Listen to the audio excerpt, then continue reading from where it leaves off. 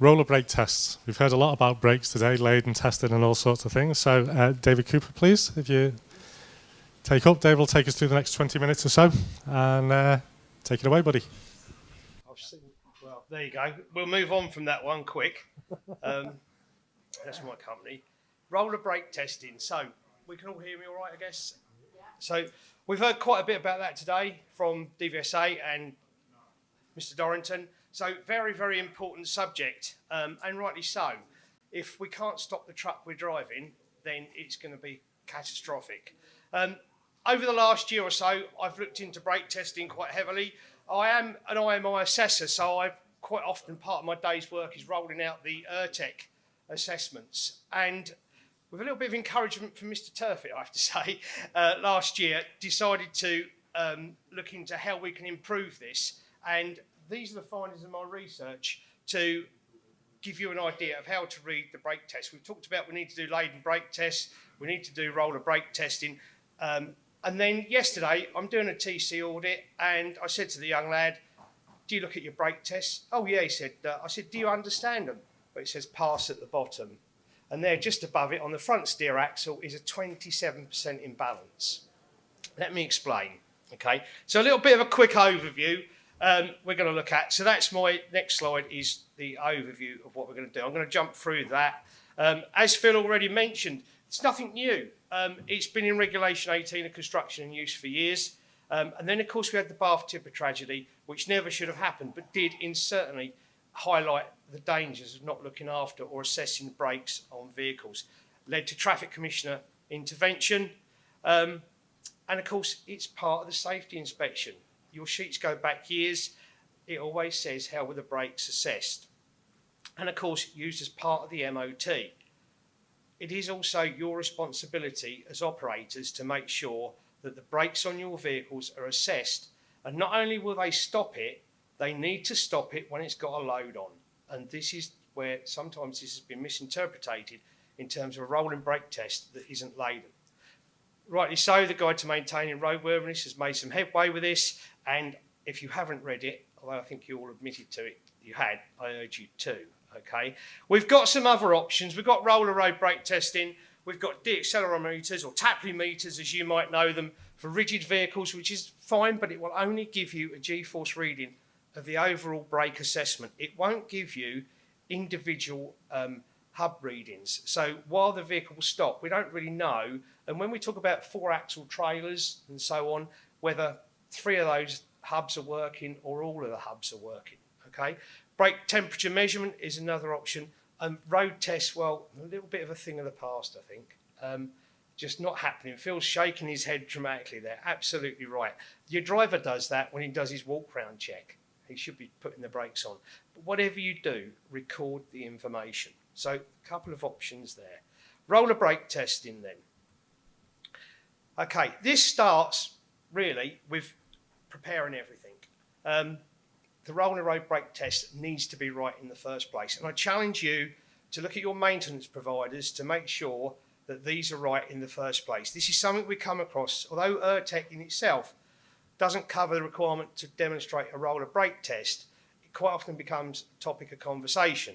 Make sure it's calibrated in line with manufacturer's recommendations. It's part of the workshop's daily checks that it's lubricated, it's free of debris in the trays underneath.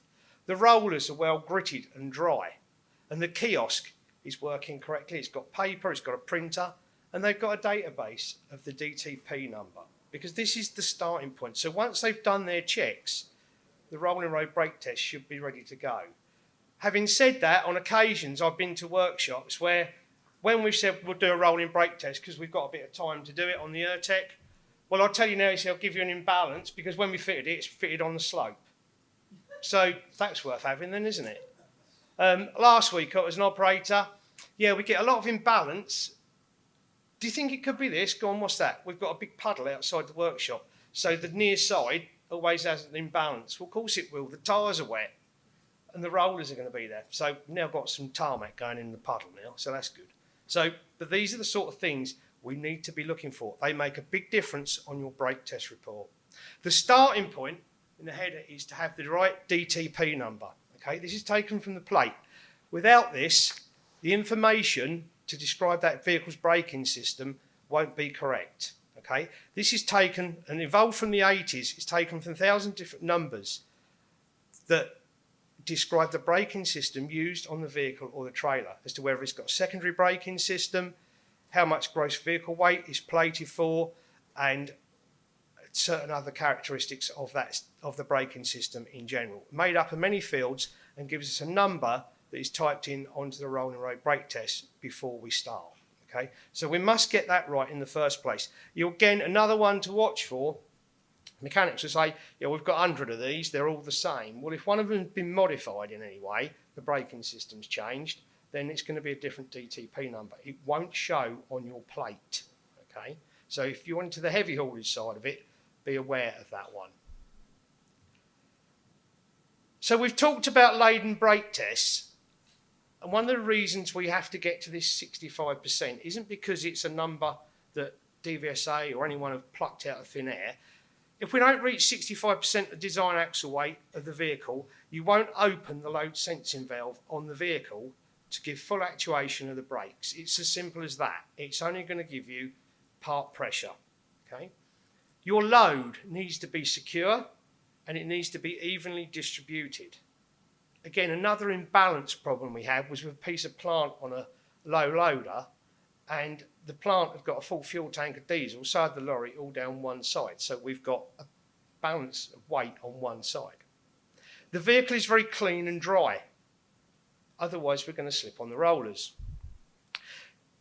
Many mechanics will say, well, we'll give it a spin around the yard and warm the brakes up. There is no harm in that, to be fair. We've proved this on several occasions.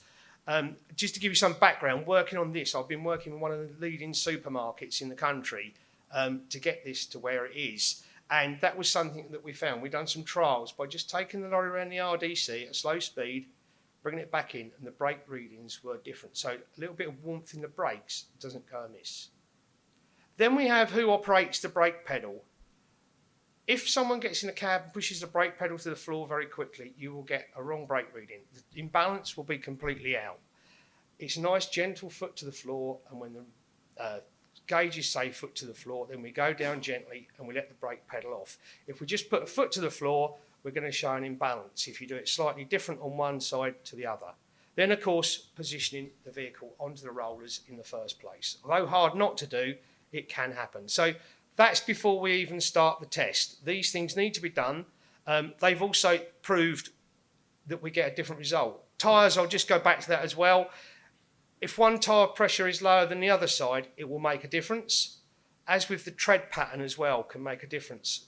If you've got an off-road tyre one side and like a steered tread the other, then that will give a different reading on the rollers. Okay, so all these little things make a big difference to the end result. There is a list of obnoxious loads there.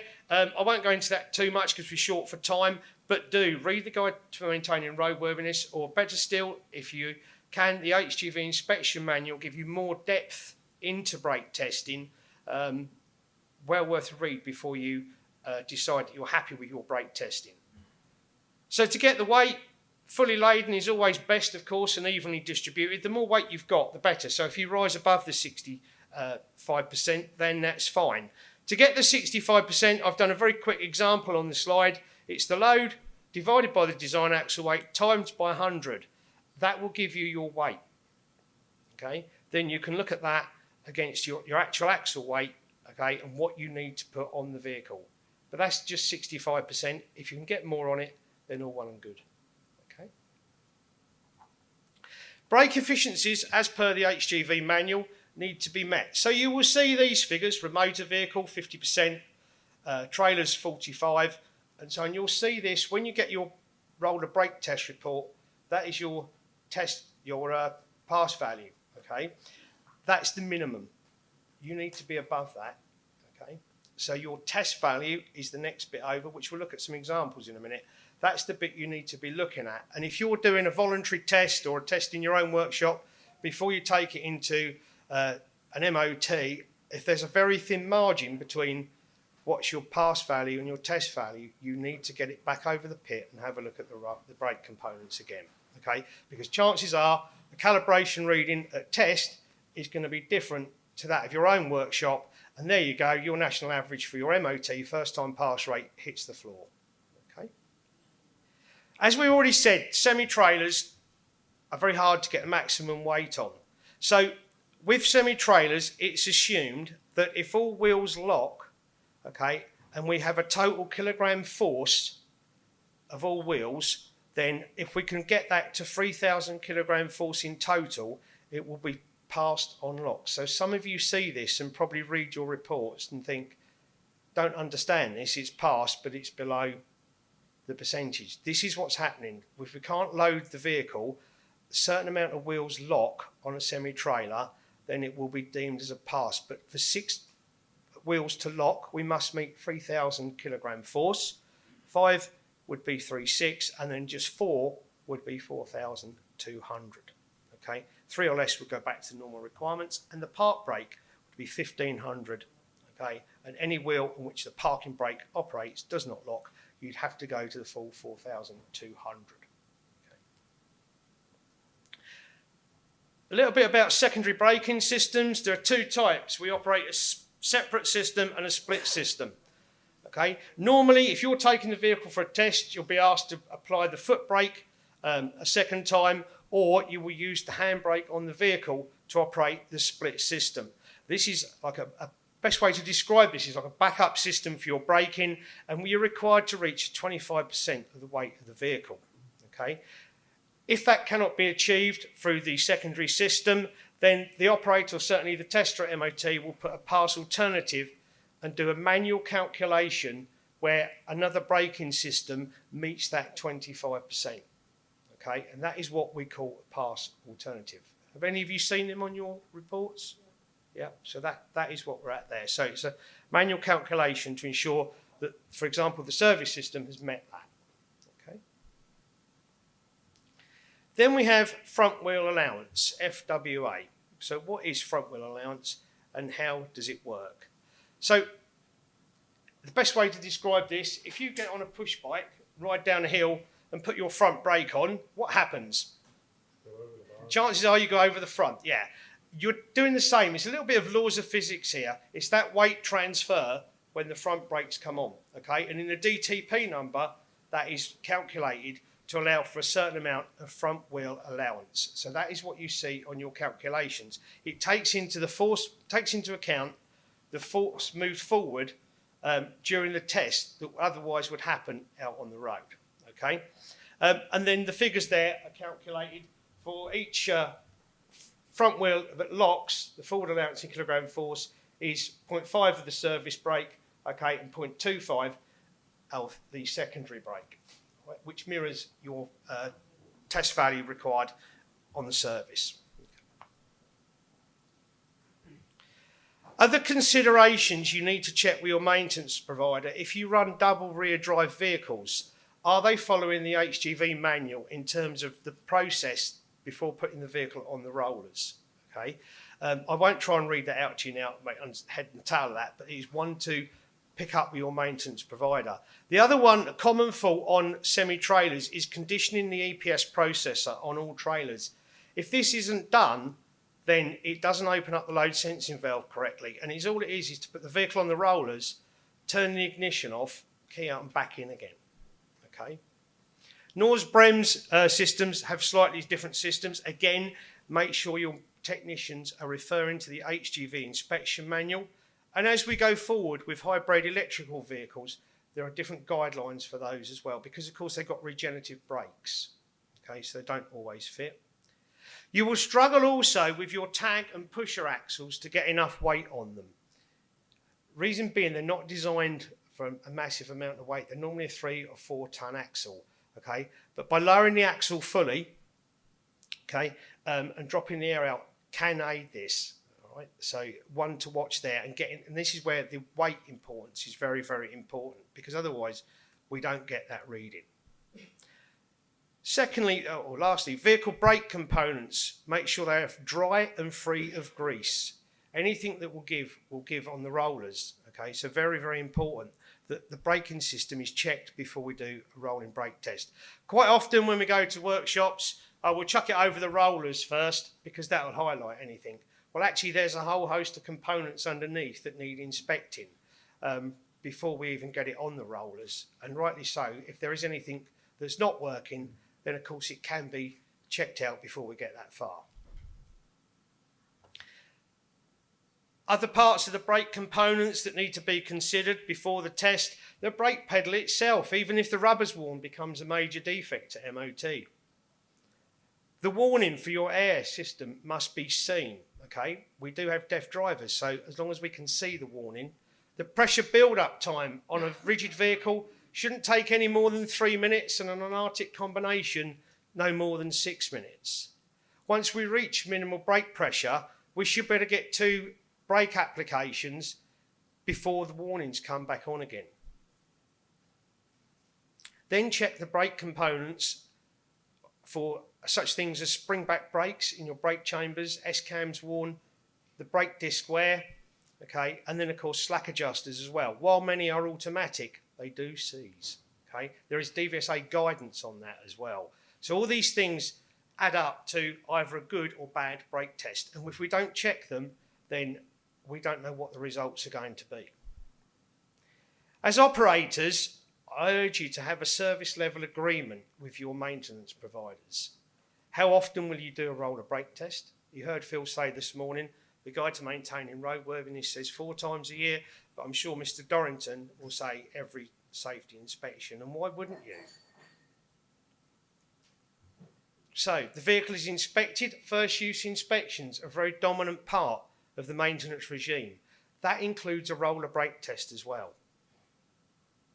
Your tyres are replaced, and if required, pressures are adjusted. Your vehicle is loaded to 65% or more, and is tested by someone who knows what they're doing, ideally ERTEC qualified. And decide on your limits of imbalance. If we read the HGV manual, we're looking at a 30% imbalance would give you an MOT failure. That's the failing point. Minimum standard. For me, I'm looking at anything above 20% gives me cause for concern, especially on a steered axle, okay? And of course that brake effort. If our wheels lock, and this is something we'll look at in the terminology, then that's all well and good, but did it lock under force? And then of course make sure your workshop follow up repairs and they do a retest. One of the things I do, part of my job, is the earned recognition audits. And it asks in there, have you got a failed brake test? Well, the head scratching goes then, it really does, because maybe, maybe not. I bet I could find one that I would call failed, even though it says pass at the bottom, okay? We need to understand what we're looking at. So the next bit takes us on to the terminology. So a bind. A bind is on your wheels that before you've even applied the brakes are starting to drag. We do have to consider that on some drive lines there will be a certain amount of drag there, but any more than 4% of the design gross axle weight in terms of a bind on the service brake only would be a fail point at MOT. The time lag is a manual assessment done by the operator during the brake test. He puts his foot on the floor and nothing happens, then there's a time lag. Ovality is taken when we have a warped disc or we have a warped drum. I'm going to get my notes up if I can. That's it. So it measures if there is any difference in the braking effort as the wheel rotates. This is only checked on steer axles though during an MOT test. And the vehicle will fail if there is a difference of more than 70% between the highest and lowest braking effort. These show at the bottom of your test report. Okay, as you read your report across the top, you will see bind, you will see time lag and ovality, but you will get the actual result at the bottom of the test report in the vehicle summary, wheel performance summary. Okay. Maximum brake effort is the amount of kilo force used to stop the brakes, and then forward weight allowance I've already mentioned. Okay. So there we have in summary. I will jump on a couple of slides because I can see we're running out of time. So. Fair enough. Okay. Right. So let's look at the brake test. I think this is the bit that's more important to everyone. First of all, we need to make sure that the header details are correct. Got the vehicle right.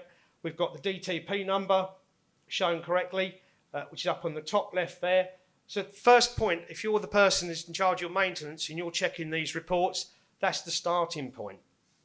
Make sure your headers are correct. As with all inspection sheets, that information at the top sets the scene for everything. Then we have the information regarding the wheel performance. So if you can see, can we all see this one clearly? Okay. So let's look at this one in example then. It's 2-axle rigid vehicle. We've got nearly 7 tonne on the axle, which isn't bad at all.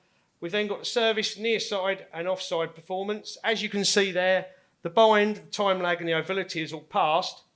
Then we have the kilogram weight and the imbalance of the kilogram force used to stop the wheels. So 24% there, I'm going to be asking questions about that on a steered axle, aren't I? Okay? And this is the one thing we need to be looking at more than anything.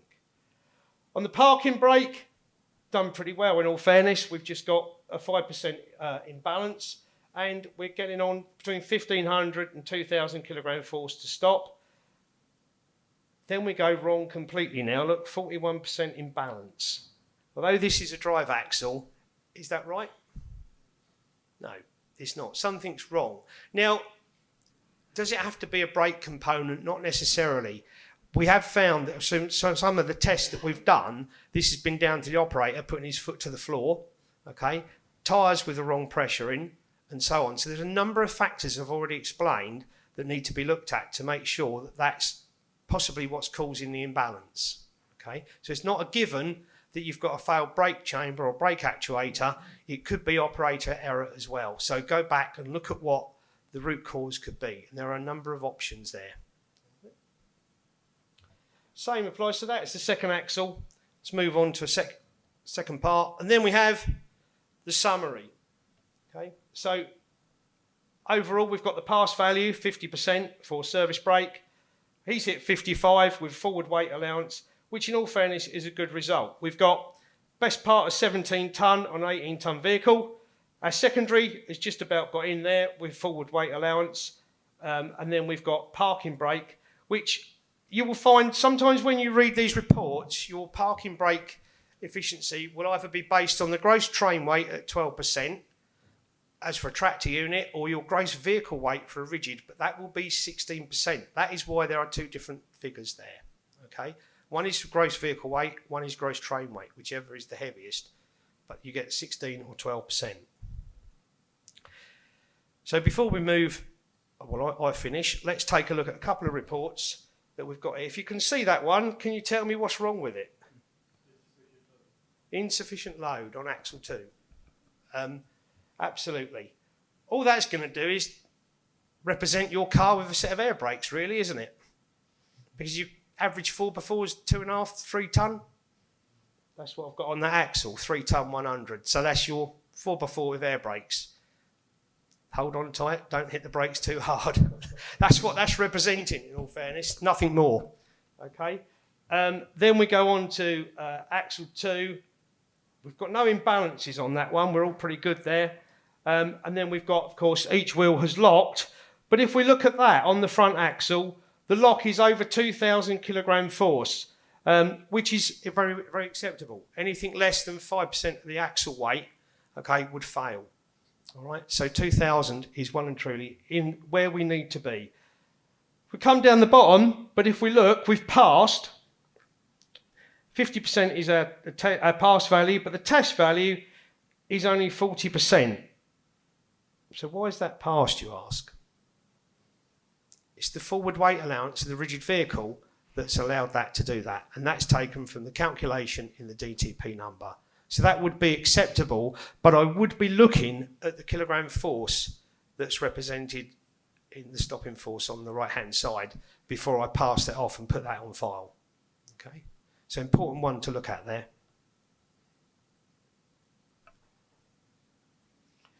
This one is on a triaxle trailer. We've got a fair load on here, nearly 6 tonne on each axle, but we've still come up with some major imbalances. 38% at the very top, then the parking brake has got a 27, We move down to the second axle, not too great, and then the third axle down to 21%. But it says pass at the bottom, so do we just put that away or do we look at it again? Number of factors there. Your spring back brake and your brake chamber could be warm. That's why we've got a weak handbrake, okay? There could be other components not working underneath. So get it back over the pit, have a look. Okay? And finally, we've already talked about insufficient or unsatisfactory wheel performance. This is the bit that you will see there. So this one is on the front axle, service brake performance, and we have an ovality issue on the offside. Okay, you will see all that is underlined, but that is what that is telling us. Okay, it's also passed on parking brake because it's not met the 12%. Okay, so 2 issues on that one. But it says pass at the top, doesn't it? So we're all right. We're not. I hope you've learnt from that. Hope that's been helpful. If you want more information on it, I've put a couple of flyers out there, and we've also, to sort of help industry, I've been working with Tesco's for the last year. We've now developed an accredited program with IMI for roller brake testing for technicians. So we will be putting their guys through that, and he's open to the market to try and encourage technicians to take this a little bit more seriously and complement the already good ERTEC program that's in there. So hopefully that will have some ground and help you as operators to get good brake test results. Okay. Other than that, thank you very much. Thank you, David. Any questions for David?